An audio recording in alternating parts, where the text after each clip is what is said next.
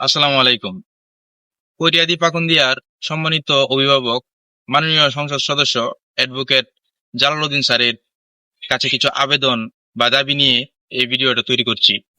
আমাদের কটিয়াদী উপজেলার বনগ্রাম ইউনিয়নের নাগের গ্রামের নাম্বার বনে যে খালটা ছিল, ওই খালটা ভরাট হয়ে গেছে, যার জন্য ভারী বৃষ্টির ফলে বর্ষাকালে আমাদের কৃষকদের জমির অনেক ক্ষয়ক্ষতি হয়, ফসলের জমি নষ্ট হয়ে যায়।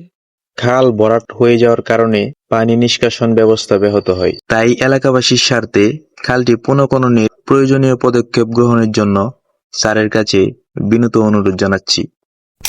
আমাদের নাগের গ্রামের এলাকার ভিতরে এই রাস্তাগুলো আছে, এগুলা এখন বেহাল দশা।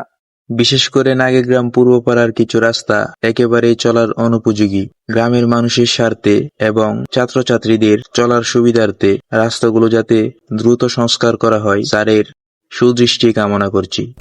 আমাদের বনগ্রাম ইউনিয়নের নাগের গ্রামে একটি খেলার মাঠ নাই, তো তরুণরা খেলাধুলা যাতে করতে পারে, শরীরচর্চা করতে পারে, একটা খেলার মাঠ যাতে স্থাপন করা হয়, মাননীয় সংসদ সদস্যের প্রতি এই আবেদনটা রাখছি।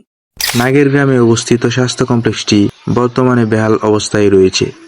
পর্যাপ্ত চিকিৎসক নেই, ফলে এলাকার সাধারণ মানুষ প্রয়োজনীয় স্বাস্থ্যসেবা থেকে বঞ্চিত হচ্ছে।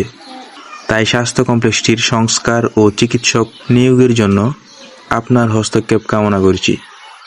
মাননীয় এমপি মহোদয়, আপনি আমাদের এলাকার অভিভাবক হিসেবে উল্লিখিত বিষয়গুলোর প্রতি সদয় দৃষ্টি দিলে এলাকাবাসী উপকৃত হবে এবং এলাকার সার্বিক উন্নয়ন ত্বরান্বিত হবে বলে আমরা আশাবাদী।